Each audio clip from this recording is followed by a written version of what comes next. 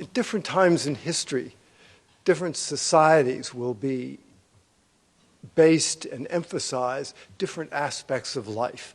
Some are tremendously militaristic, and the army, the military, is the source of status, prestige, and it's what people aspire to be part of. Sometimes it's the church.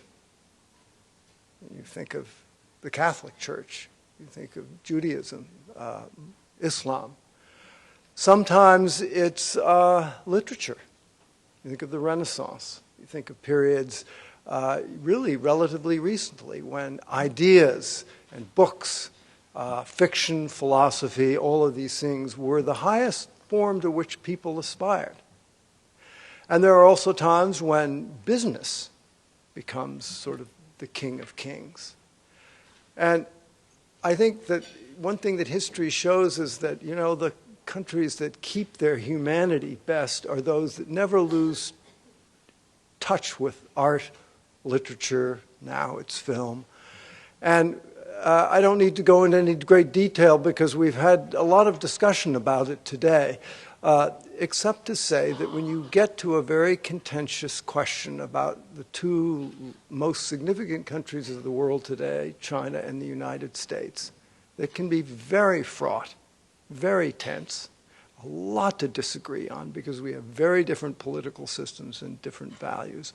You depend on something some musculature to tie us together.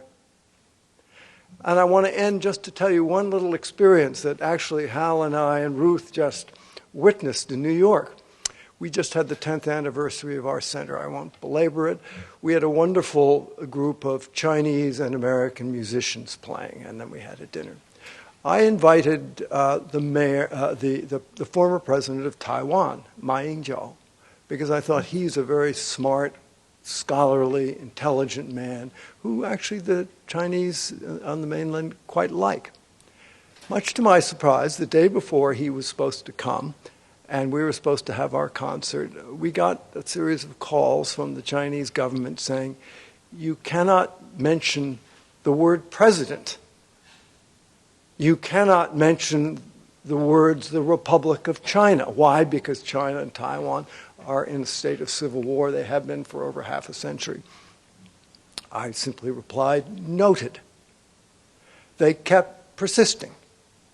Finally, they sent a delegation over to the Asia Society to make it indelibly clear that from their perspective, this was not acceptable. And again, we said in the most polite and decorous way, it would be neither practical or proper to disesteem the former president of Taiwan. And they went back. I emailed them and I said, I really hope you'll come to our event. We very much want to have you. And I wasn't sure what would happen. Finally, they emailed, said they'd come. Well, they did. Anyway, why am I telling you the story? Because this was fraught with tension. And I got up and I had to say the president of Taiwan, former president of Taiwan. But the effect of this, of the concert, of the music, was so sort of, so moving to everybody that they just sort of completely softened. They not only didn't leave, they came to dinner, and then the next day I got an email from them saying that this was one of the most wonderful concerts they'd ever been to, one of the most consummate expressions of human beings, you know, doing something artistic together. So therein, I think, is the value of this prize of literature, dance, film, music. When everything else fails, at least we can feel human together.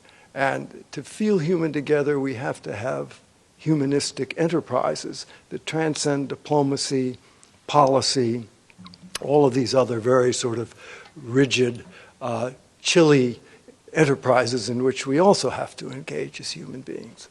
So anyway, those are my thoughts. I'm so happy to see Wang Anyi here to win this nice prize, a wonderful writer. And Hal, I don't know where you got this idea, or Peter, but it's a good idea.